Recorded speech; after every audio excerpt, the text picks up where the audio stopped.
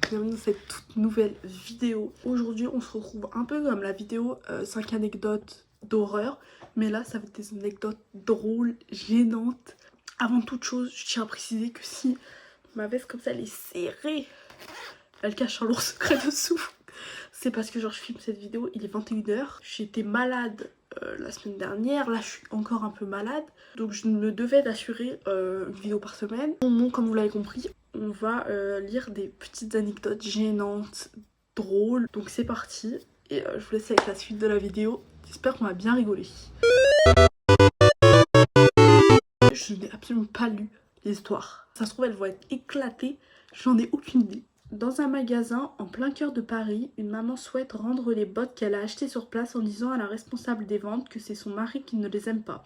Son fils, qui est venu avec elle, s'exclame « Ce n'est pas vrai, papa n'était pas là et il ne les a même pas vus. » Sur le coup, personne ne réussit à dire quoi que ce soit. Finalement, la responsable de vente effectue le remboursement sans rien ajouter. J'ai jamais vécu ça, mais ça doit être trop gênant.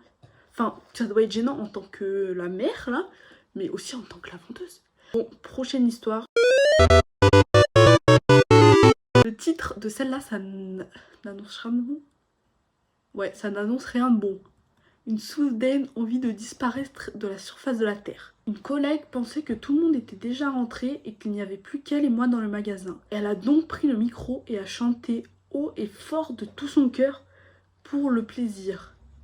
Enfin, elle a chanté pour le plaisir. Vous avez capté? Pas elle a chanté pour le plaisir, ce qu'elle a chanté, c'était pour le plaisir. Je sais pas si vous avez compris. Oh non. Le patron est sorti de la réserve. J'ai essayé de la signaler plusieurs fois, mais elle était à fond dans sa musique. Trop gênant. Un grand silence s'est installé lorsque elle a enfin remarqué la présence du patron. Personne n'a rien dit, on s'est remis à nos occupations comme si de rien n'était. Après, je retourne pas, hein. Ah, moi, si ça m'arrivait, je chanterais. Je retournerais tellement pas, je poserais ma démission, frère. Prochaine histoire. C'est le premier jour au travail. Une étudiante infirmière vient donner un coup de main pendant la toilette d'un patient. Au moment d'habiller le monsieur, l'étudiante se contorsionne sous le lit, cherchant quelque chose sous la couverture. Au bout d'un instant, elle s'avoue vaincue et dit qu'elle ne trouve pas le second chausson du patin. Du patin, oui girls, c'est ça. Du patient. Ce dernier est un gars très gentil, plein de vie. Lui et moi, on se regarde en éclate de rire, car il n'a plus qu'une jambe après avoir été amputé. Après, heureusement qu'il hack, parce que s'il serait pas hack, c'est comme, je vous montrerai là le mec des Q United là qui dit allez levez-vous, alors bah ils sont littéralement fauteuils là. Hein. Tout le monde debout, levez-vous,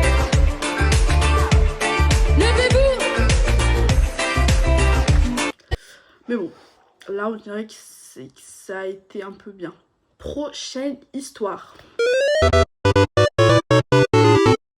Saviez-vous que le marathon de Saint-Louis de l'année 1904 est sans doute le plus bizarre de toute l'histoire du sport? Un coureur portait un long pantalon et une chemise blanche. D'où tu portes une chemise blanche pour un marathon, frère? Mais bon. Un autre concurrent lui a coupé son pantalon pour en faire un short afin de l'aider. Mais comment ça, girls? Genre, t'es en train de courir, t'es là, tu cours. Tu vois l'autre, il a un pantalon.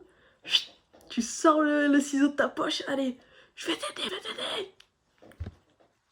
J'imagine même pas, frère. Il faut dire que le marathon se déroulait sous une forte chaleur étouffante et que le seul point d'eau disponible se trouvait à environ 20 km du départ.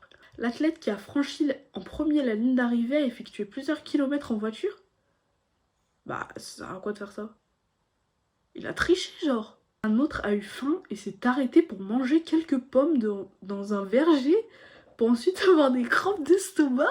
Mais ouais, c'était le multiverse, leur truc, il était aléatoire. Il a fait une petite sieste sur le bord de la route avant de reprendre la course, mais il a quand même terminé 4ème. Mais ils ont foutu quoi les autres, frères? Lui, il a eu le temps de s'arrêter dans un verger, de prendre des pommes, de faire une petite sieste, et après de reprendre la course, il a fini 4ème. Un coureur sud-africain a été poursuivi par des chiens sauvages sur plus d'1 kilomètre. Ce n'est pas pour rien que ce marathon de Saint-Louis a été appelé la plus étrange course de l'histoire olympique. Mais le dernier, qu'est-ce qui lui est arrivé? Il s'est fait bouffer, il est plus revenu. Prochaine histoire. Se faire prendre la main dans le sac. Durant un voyage dans le train pour Paris, j'étais assise en face d'un beau mec. Oh non, me dis pas qu'elle l'a pris en photo. On s'envoyait des messages avec ma pote à ce moment-là et mon amie m'a demandé de le prendre. Je vous avais dit, c'est sûr ça. De le prendre en photo pour qu'elle le voie. Je me suis exécutée en oubliant d'éteindre le son et le flash. Girl, une erreur de débutant, c'est encore une erreur de débutant. Bien évidemment, le gars s'en est rendu compte et a lancé un grand sourire. Au lieu de se fâcher, le mec a dit « Allez-y ». Je regardais l'appareil sourire. Cette fois-ci, j'ai pris la photo, j'ai eu même le droit à une photo à deux. Prochaine histoire, en fait, je sais même pas, on est à la combienième, mais prochaine. Un jour, j'ai fait semblant de tomber dans l'escalier devant mes parents pour éviter d'aller en cours. Ah oui, mais toi, tu fais dans l'extrême, hein? Je hurlais de douleur dès que mes parents touchaient ma jambe droite. C'est une dinguerie. J'ai joué si bien mon rôle qu'ils ont couru à l'hôpital. J'ai fait la même scène devant le médecin, mais bébé. Le docteur m'a donc posé un plâtre et a dit que je devais me reposer. Je suis restée à la maison pendant un mois sans aller en classe. J'étais fière de moi en plus. Après un mois, on est retourné voir le médecin. Il a enlevé le plâtre et a dit à mes parents que je devais encore porter un bandage élastique et que je ne devais pas marcher sur cette jambe pendant un mois. En fait, le docteur savait que je jouais la comédie, mais il n'a rien dit. Il a lui aussi joué son rôle de médecin et m'a bien eu. Après cette drôle d'histoire, j'ai renoncé à inventer des trucs pour ne pas aller à l'école. Il faut dire que je n'ai pas eu droit à une seule sortie avec mes copains car je ne devais pas marcher sur ma jambe. Frérot, il voit que t'as rien, il va pas te mettre à plat si t'as rien. C'est un peu bâtard de faire ça. Prochaine histoire. La prochaine histoire, ça s'intitule Un premier date pas très réussi. Oh là là, qu'est-ce qu'on va avoir? Pour mon premier rendez-vous avec ma femme, les choses ne se déroulaient pas vraiment comme prévu. J'étais vraiment fou amoureux d'elle et j'étais un peu nerveux. Comme elle aimait bien l'histoire, je l'ai amenée faire la visite d'un château, puis un tour dans un vignoble pour notre première sortie. Tout se déroulait bien jusqu'à ce qu'en faisant un grand pas pour monter une marche, mon pantalon se déchire à l'entrejambe. On a tous les deux entendu un crack et on s'est regardé avant de partir en fou rire. Ah ouais, c'était vraiment drôle, mais j'ai passé le reste de la journée à cacher mon derrière. Ah mais oui, il a dû passer toute la journée avec ça.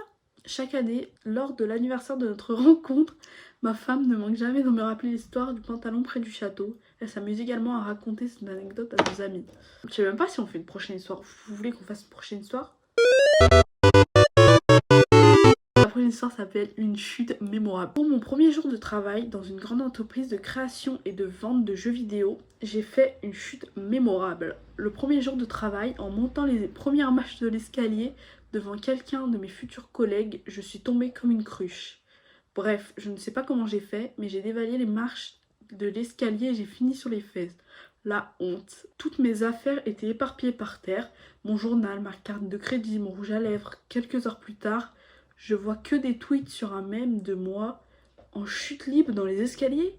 Je suis tombée dessus par hasard. J'étais célèbre dans toute l'entreprise des premiers jours. Le mème faisait retweeter, bien sûr. Le même se faisait retweeter encore et encore pendant plusieurs jours. De temps en temps, quelqu'un prenait plaisir à le ressortir pour faire rire tout le monde. Après, les gens, ils doivent te juger fort, hein. Bon, j'avais dit que c'était fini. Mais il y en a une, ça s'appelle La honte de ma vie. Je peux pas finir. Un jour au travail, c'est toujours un jour au travail, frère. Je devais faire une présentation durant notre réunion hebdomadaire. J'ai commencé par faire un grand sourire à tout le monde. J'ai remarqué que mes collègues ont eu comme un moment d'étonnement. Mais personne n'a rien dit. Non, t'avais pas de la salade ou je sais pas quoi. La fille avec qui je partageais le bureau essayait de me faire un signe, mais je continuais quand même mon speech. J'étais en mode intouchable, invulnérable et sûre de moi. À la fin de la réunion, lorsque je suis revenue à ma place, elle m'a dit que j'avais une peau de tomate sur les dents. La femme invulnérable que j'étais est vite devenue rouge comme une tomate et voulait disparaître. J'avais tellement honte. Ma collègue est devenue une très grande amie et cet épisode fait partie de ses histoires préférées pour faire rire la galerie lors de nos sorties entre amis. merci d'avoir regardé cette vidéo jusqu'à la fin. C'était une vidéo vraiment posée, voilà, de vous à moi, que moi personnellement j'adore faire ce genre de vidéo. Je vous mettrai comme d'habitude le lien où j'ai trouvé toutes ces anecdotes. Je sais pas trop il y en a combien, mais je fais plein de gros bisous. On se retrouve la semaine prochaine pour une toute nouvelle vidéo. Et voilà, bisous.